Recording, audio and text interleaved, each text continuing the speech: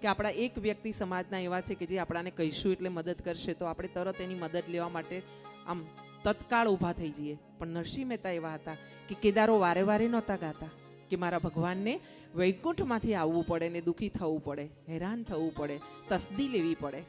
એવી રીતે નરસિંહ મહેતા કેદારો ગાતા. કોઈ વાર કે જ્યારે એમની લજ્જા, એમની મર્યાદા જ્યારે નાક સુધી પાણી આવતું ને ત્યારે કેદારો ગાતા ને ત્યારે ભગવાન આવતા. એવા વખતે બન્યું છે એવું કે જ્યારે રોજ ભગવાનના દર્શન કરવાના થતા, રાત્રે ભજન થતા અને એવા વખતે નાગરીના તેમ કહેતી કે નરસૈયા કેદારો ગા, અને ભગવાનને નરસિંહ મહેતા હાર ચડાવતા મૂર્તિ ઉપર અને એ પછી કેદારો ગાવા બેસતા. અને પછી બનતું એવું કે ભગવાન કેદારો સાંભળતા એટલા તલ્લીન થતા ને કે એમના શરીર પરથી આ હાર પહેરેલો હોય ને એ નીચે પડી જતો. આવું ઘણી વાર થતું. પણ દુર્જન હોય ને એ દુર્જનને સજ્જનતા ફાવે નહીં, પચે નહીં ભજન. હા, દેખાડો કરે ભજનમાં જવાનો, ભાગવતમાં જવાનો, પણ એને ભાગવત પચે નહીં.